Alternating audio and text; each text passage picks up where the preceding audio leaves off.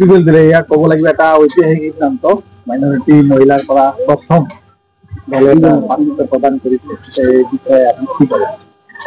প্ৰথমতে মই সকলোকে ধন্যবাদ জনাইছো আৰু ধন্যবাদ জনাইছো আমাৰ সিনিয়ৰ লিডাৰসকলক, আমাৰ সন্মানীয় প্ৰমোদ বড়ো ছাৰ, লগতে আমাৰ ৰঞ্জনা নাৰ্জাৰী ছাৰ, ইজি ব্ৰহ্ম ছাৰ, আমাৰ প্ৰতিভা বাইদেউ, ৰাজু নাৰ্জাৰী ছাৰ, মাধৱ চেত্ৰী ছাৰ আৰু অন্যান্য পৰ্যায়ত থকা আমাৰ সকলো শীৰ্ষ নেতৃত্বক মই ধন্যবাদ জনাইছো।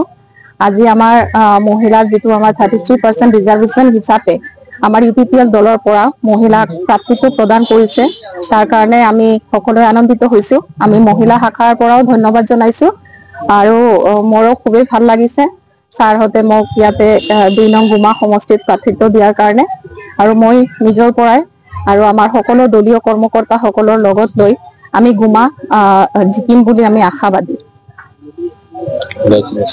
মূল প্ৰতিদ্বন্দ্বী কোন হ'ব বুলি ভাবে? বহুত প্ৰতিদ্বন্দ্বী, তোমাৰ যিটো অপেন কনষ্টিটুৱেঞ্চি বহুত হ'ব, তেনে আপোনালোকৰ মূল কোন হ'ব প্ৰতিদ্বন্দ্বী?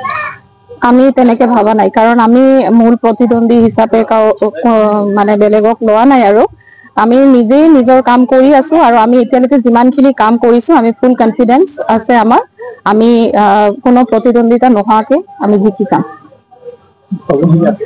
যেহেতু তোমাৰ সমষ্টি হ'ল দ্বিতীয় দুৰ্গ হিচাপে ক'লেও ভুল নহ'ব, কিন্তু এই ক্ষেত্ৰত ইণ্ডিভিজুৱেলৰ কোনো প্ৰত্যাহ্বান আহিব নেকি?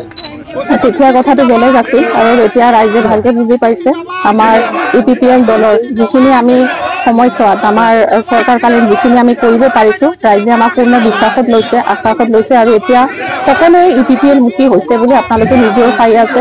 দৈনন্দিন জইনিং আৰু কাৰ্যসূচীৰ লগতে ৰাইজে যিটো আমাক স্বতঃস্ফূৰ্তভাৱে মানে যে কি সহায় কৰিছে, তাৰ কাৰণে আমি সম্পূৰ্ণ বিশ্বাস আছে যে আমি কোনো প্ৰতিদ্বন্দ্বিতা নোহোৱাকে ভালকে আমি জিকি যাম।